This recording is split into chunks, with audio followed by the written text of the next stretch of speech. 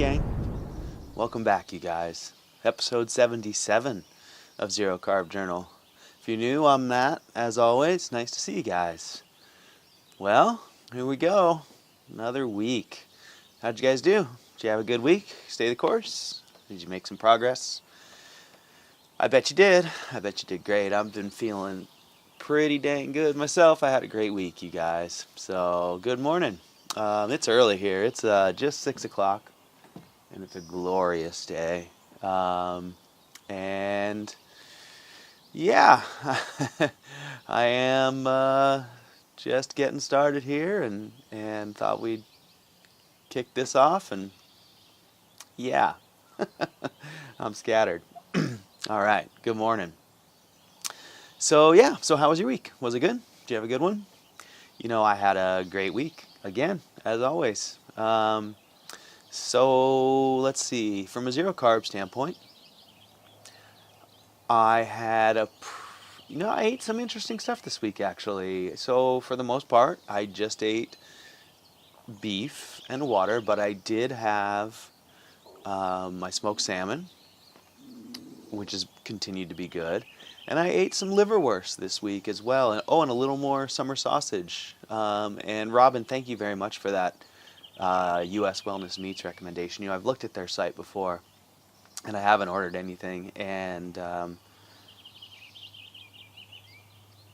I think I probably will. It definitely represents. It's much better than the summer sausage and liverwurst and things I can find here, at least easily. They all have stuff in them. And I've eaten a little bit over this week, and definitely, I assume it's the stuff in them, although maybe it's just the carbs in the liver, or I don't know what, but they definitely give me gas. They're not terrible. They don't end up making me feel bad. I continue to eat them, but I can tell usually for a day or two after that I've eaten something that isn't just beef and water. And so I'm interested in trying some of the U.S. Wellness Meats processed stuff to see if it's the processing or the additives or whatever. But at any rate, I ate some liverwurst. I really enjoyed it. I can't remember the brand. It was a big brand, a nationwide brand of commercially made stuff with a few extra ingredients in it. But I enjoyed it, and it didn't make me feel too bad. Like I said, a little gassy. Used the bathroom a few more times than normal, but it was okay. And some summer sausage that I really enjoyed. And yeah, it's been interesting to continue to, stray a little bit from my path and see how it affects me. And really interesting to see how sensitive I am. I continue to be able to tell when I've eaten something that isn't just beef and water. Excuse me while I look around the neighborhood. At any rate, this week has been good. I ate, for the most part, pretty standard, just hamburgers and ribeye, and a little bit of processed meats. And I've been feeling awesome, you guys. Just as I noted a few weeks ago, my energy's been really, really, really good. Really profoundly amazing, actually. My output is steady all day and continues to really amaze me, just mostly compared to where I was a few years ago. I'm probably not doing anything different than anyone else out there who isn't ill, but after being so sick and being so fatigued, I continue to notice how much energy I seem to have. So I had a really good week at work, back to the big boat, full tilt, and really got a lot done, put a ton of it behind me. Long hours crawling around in that thing, and beat me up pretty good, but I'm feeling really positive about it. So it looks like maybe another week or two, it won't be quite done, but I'll probably be wrapping up my role. Probably by the end of this week, I'll be really looking at the end game. So I'm real excited about that. I've been pushing really hard, and that boat's been weighing on my mind in a lot of ways. It's a big project with a lot of complications, but it's also, it kind of marks the last of my work season here, and I'm really looking forward to making some plans for my next step once I figure out when I'm going to be done. So I'm just kind of riding it out and really been able to get in there at, I've been waking up at 5 or so, doing a workout, getting to work at 7, and staying and working, not all day, but 7 or 8 hours without a break, and then coming home and splitting some wood, and just really feeling like I've my output is high, like I can do a lot of work. Hi, Waylon. Good morning. There's my little bud. So yeah, great week. Energy's been good. So let's talk a little bit. I want to talk a little bit about the ribeye I've been buying, because I made an interesting discovery. A few weeks ago I talked about buying cryovac ribeye, full primal cuts, at the various stores, and how I hadn't really noticed much difference. So I've been continuing on that path a little bit, and I've been shopping. It was Memorial Day weekend, so we had ribeye sales. Oh, there's my woodpecker buddy. We had woodpecker. We had ribeye sales all over the place. So I went to some different stores and tried them out. Now, I went back to my inexpensive store and I bought a full cryo. I said, "Oh, you guys got full packers? Can I get one?" Or full cryovac of ribeye. And I'd gone there before, and it had been an IPB Select, pretty similar to Safeway, which was IPB, but choice. But this time he brought out this ribeye, and the packaging said Su Carne from Mexico. So I bought that and I brought it home. I think they charged me $4.48 a pound, so it was a good price. I brought it home. I cut into it. Oh my gosh, you guys. I talked earlier about how there was no difference. Well, I was wrong. There's a huge difference. So this ribeye, I mean, it looked like tuna when I cut into it. That's how apparent the lack of marbling was. And it wasn't just the lack of marbling. I mean, there was literally like almost no fat cap on it, and it was pretty startling how different it was. It wasn't very good. I did eat it. It was tough to get down. It was tough, literally, and really surprised me. So I went back to Safeway. After that, that was at the cheap store I got that one. So I went back to Safeway, and they had $6.99 ribeye, and I did. I bought a couple IPB cryovacs there, and they were I think they were under $7 a pound, $6.89 or so, and they were really good. Really enjoyed them. And then I went back to my inexpensive store, and their sale was continuing on this week, and so I knocked on the door back there, and my butcher came out, and I'm getting to know him pretty well. He's really cool. He really looks out for me. And I said, "Hey, is ribeye still on sale?" And I asked him, I said, "Is it still the cryovacs from Mexico?" And he kind of put a look on his face and goes, "Yeah." He goes, "I won't eat them. They're I don't know what they feed them, but they're not very good." And he's right. They were just significantly different. He goes, he said, "But I have an American one back here, and I'll sell it to you for that price." So he brought one out, and it was an IPB Select, and it was exactly like I'd been getting at Safeway and at Costco, with the only exception being the grade, right? Costco I had bought Prime, Safeway was typically Choice, and my inexpensive store had mostly Select.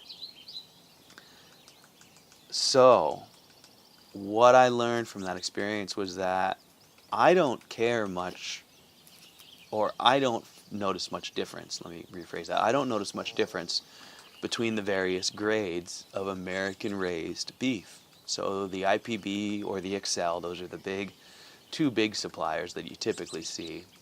They'll have their stamp on the cryovac, their brand.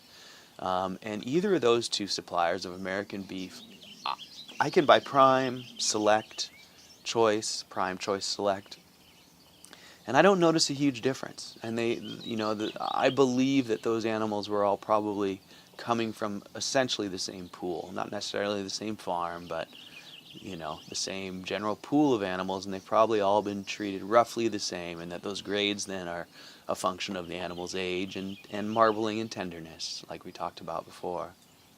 But that's dramatically different than the meat that is raised outside of our borders. The beef that I bought that had been raised in Mexico was dramatically different, and I definitely noticed. I didn't necessarily notice it in how I felt, but the quality of the meat, the flavor, just the visual quality, it was vastly different than the American raised beef. And I won't make that mistake again. And it was very interesting to learn because I really was of the mind that there wasn't a huge quality difference. And I know now that there is and can be an enormous quality difference depending on how the animal was raised and fed. Like I said, I don't know how that translates to anything bad in the meat. Wait, I didn't make me feel bad, but I didn't care for it. I imagine it's probably got more stuff in it, bad things. The boogeyman. Whether that exists or not, I don't know, but if it does, it's in that beef probably. So at any rate, it was interesting because I've been sitting here going, oh, there isn't much difference, and there is. But I don't think there is much difference in American raised beef, so I will still continue to buy the cheapest American raised beef I can find, but I think I'm going to draw the line there. And that's one of the neat things about buying in the primal cuts as opposed to letting the butcher cut it for you is you really get a good idea of what you're buying. When they slice it and put it in the styrofoam out on the rack, you don't know where it came from. When you buy the whole thing, you can see the stamp, you can see the grade, you can see the brand, where it was raised. So yeah, that was pretty neat. I'm learning, and every day I learn more and more. So I'm really finding I'm really enjoying that ribeye. Interestingly enough, it is too fatty in a good way. I'm enjoying eating more fat these days than I have in the past. I've been switching between that ribeye and 80/20 ground beef, and I'll be honest, the 80/20 ground beef seems really dry. But the ribeye seems so fatty that I can tell that I kind of need a break from fat. So it's nice alternating between the two. And when I say I need a break from fat, what I mean is I don't need that much fat as much as is on. When you buy those whole primals of ribeye, they have a big, huge fat cap all around them. And they come out with a pretty high percentage of fat to protein, I believe. And if I eat too much, like if I just eat the point off of one of those whole primals, I'll end up feeling sick, like I eat too much fat. So that's been pretty cool. I think in the past when I was eating just the burgers, I was probably running a little on the lean side. And now I can really tell if I eat too much fat, it really affects me for about 24 hours. I just have this feeling in my stomach. And so it's nice. I'll eat some of that ribeye, and then I'll just feel like, ooh, I need some more. I'm hungry, but I don't want that much fat. And then I go back to my smoked salmon or ground beef. It seems to balance it out really well. So yeah, that's been really neat. Continuing to learn. As always. So yeah. So how about this day, you guys? How about this week? What are you guys gonna do? Coming into summer here. It's June, and yeah, I don't know what I'm gonna do. I'm getting ready. I do know what I'm gonna do. I'm gonna work my butt off on this boat, but I don't know what's coming down the road for me. I've been really thinking these last weeks and in particularly the last few days about what I'm gonna do when I get done with these boat projects, and I talked about maybe driving around. I'm considering booking some trips and actually traveling overseas. I feel like that's something I haven't done forever. I'm a little, I'll be honest, I'm anxious, about whether or not I can travel with this way of eating. At least overseas. I verified that I feel pretty comfortable driving around in the States, but I'm every time I think about booking a trip somewhere, I get scared, and so maybe I need to do that, just to show us all that it's possible. I know it is because I know lots of you folks do it, but yeah, I do. I start pondering the details of my diet and whether I'll be able to work it out if I went to Southeast Asia or somewhere where I had to sort of where I couldn't get everything I wanted, where I just had to accept what was there. So I wonder how it'd be if I was stuck over there and couldn't find enough meat and had to eat meat and rice for a few weeks. Would it be awful? I don't know. Maybe not. Maybe I'd be fine. I don't want to do that. Just saying. I just wonder how it would go. So yeah. So I've been thinking about that. Been thinking about traveling. I've also been thinking a lot about sailing. Maybe I'll get a boat. Forget the traveling for a little while and just sail around. I used to do a whole lot of sailing, and I'm missing it. But that might just be summer vibes creeping in. Sailboats are tempting, but they can be a trap as well. So anyway, that's enough for now. I'm just really looking forward to wrapping up this big boat project and making those decisions. I've got some projects to do around here that'll keep me occupied for a few weeks once I get settled in. I got to stock up my firewood. I've got a stove project to build for my stove world, and then we'll see. Maybe I'll jump in the car and come visit some of you, or maybe I'll get on a plane, or maybe I'll buy a sailboat. Or maybe I'll do none of those and just hang out here and go surfing for a few months while summer gets its busyness done without me. Anyways, you guys, that's enough for today. I am going to go and enjoy this beautiful day. No surf this week, been foggy and onshore flow, so maybe I'll go for a bike ride or something. But I sure hope you guys are doing great. I hope you're staying the course, making progress. And I can't tell you how much you guys mean to me, so thank you as always for all your lovely comments. Mr. Steak Tartar Diaries, I am happy that my goals setting talk was helpful. I would like to make a video on that in the future. I got a few things I want to make full videos on, so hopefully when I get done with building boats, I'll have some time to get back to that. But thank you guys so much, as always, for your comments and questions and input and all that. I just really, really, really appreciate it. It makes a huge difference in my life, and you guys give me a ton of support. So thank you, thank you, thank you. And yeah, so I hope you have a great week. Stay the course, make some progress. I'll do my best to do the same. And I'll come back in and check in with you next week. So, all right, you guys, thanks so much for listening and watching. And I'll see you next week. Hope you have a great week. All right, thanks. See ya.